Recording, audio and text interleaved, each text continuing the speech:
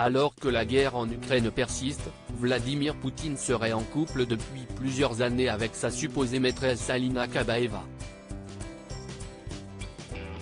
Une ancienne gymnaste, qui aurait accès à d'immenses privilèges.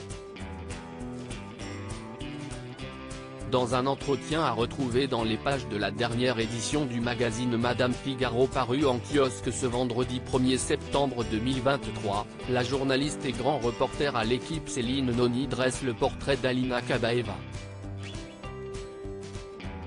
Une ex-championne de GRS, gymnastique rythmique sportive, notamment médaillée d'or aux Jeux Olympiques de 2004, qui serait depuis 2008 la compagne de Vladimir Poutine, de 30 ans son aîné. Elle vivrait recluse dans une résidence présidentielle, avec les enfants qu'il aurait eus ensemble. On en apprend notamment davantage sur son mode de vie. Elle perçoit un salaire énorme en tant que directrice du National Media Group, NMG, une holding de télévision, mais cela n'explique pas tous les appartements, voyages et invitations dont elle ou sa famille profitent. Notre consoeur précise toutefois que la quadragénaire ne peut plus se déplacer à cause des sanctions prises contre les oligarques russes et leurs proches depuis la guerre en Ukraine. Quant à sa nouvelle fonction, Céline Noni précise que personne n'est dupe. Alina Kabaeva est une potiche.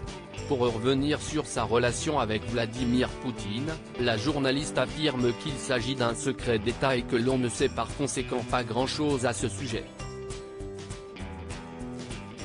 On ne connaît que leur rencontre officielle, dans un cadre sportif ou politique.